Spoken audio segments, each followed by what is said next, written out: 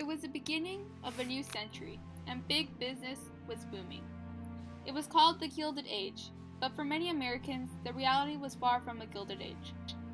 They faced harsh conditions in slums, sweatshops, child labor, corruption in government and business, and disease. As Americans stepped into a new century, they began to demand change, equality, and reform. Today, we would like to honor some of those individuals who helped form the Progressive Era.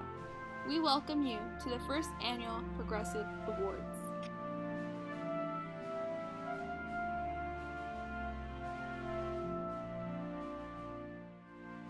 But going to college is not the same as getting an education, though the two are often confused. During the 1920s, Dewey lectured on educational reform at schools all over the world.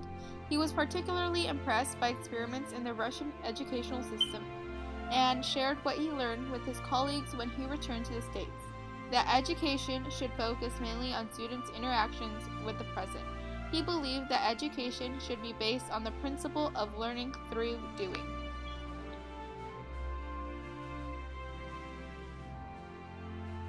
America's future will be determined by the home and the school. The child becomes largely what he is taught.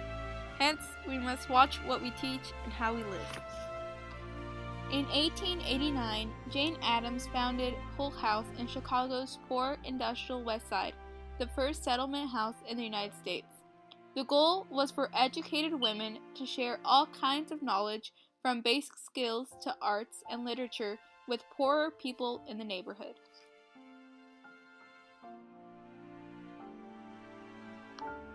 Ours is a nation of immigrants. The citizen voter of today was yesterday an immigrant child. Tomorrow he may be a political leader.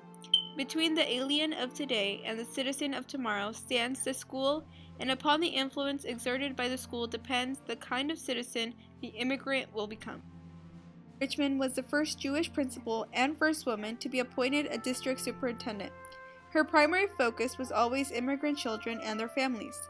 She combined academic innovation with grassroots social work to Americanize her students and bring them into the national mainstream.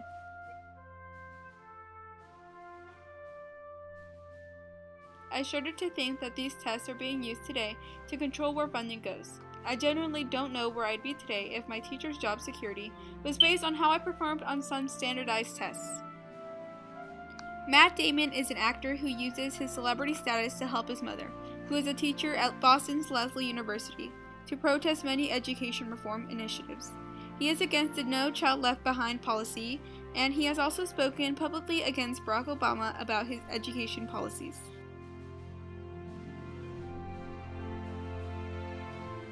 If you want your child to get the best education possible, it is actually more important to get him assigned to a great teacher than to a great school. Bill Gates is opposed to cutting funds for schools. To improve education, Bill Gates believes that schools should assist teachers develop, grow, and that they should be awarded for excellence. He disagrees with teacher raises based on experiences and education. He stated that the best teachers should be paid to take on more students.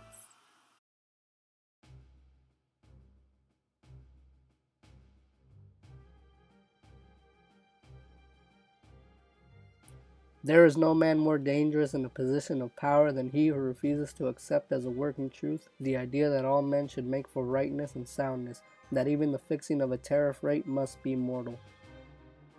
Tarbell exposed unfair practices of the Standard Oil Company, leading to a U.S. Supreme Court decision to break its monopoly.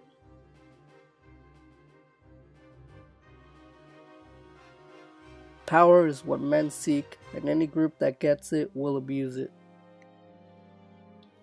Lincoln Steffens traveled between cities talking to politicians, reformers, and editors.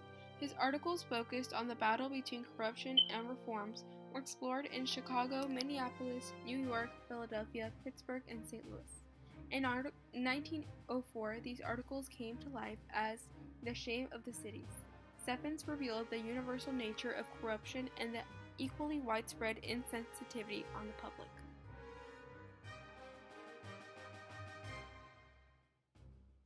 The media and marketing deluge has spawned a new type of Wall Street loser. It's investors who engage in short-term stock buying and selling based on media reports or an expert's enthusiasm.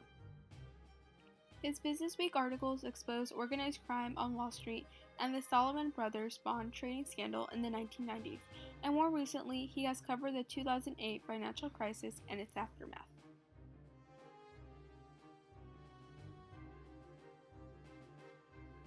You have to start with the truth. The truth is the only way that we can get anywhere, because any decision making that is based upon lies or ignorance can't lead to a good conclusion. Julian Assange is a modern-day muckraker because he had the courage to expose governments and powerful individuals. He is the founder of WikiLeaks, which had played an important role in the 2016 elections after it released more than 1,200 emails from Hillary Clinton's private server during her time as Secretary of State, as well as emails from the DNC that indicated an effort to undermine her primary opponent, Bernie Sanders.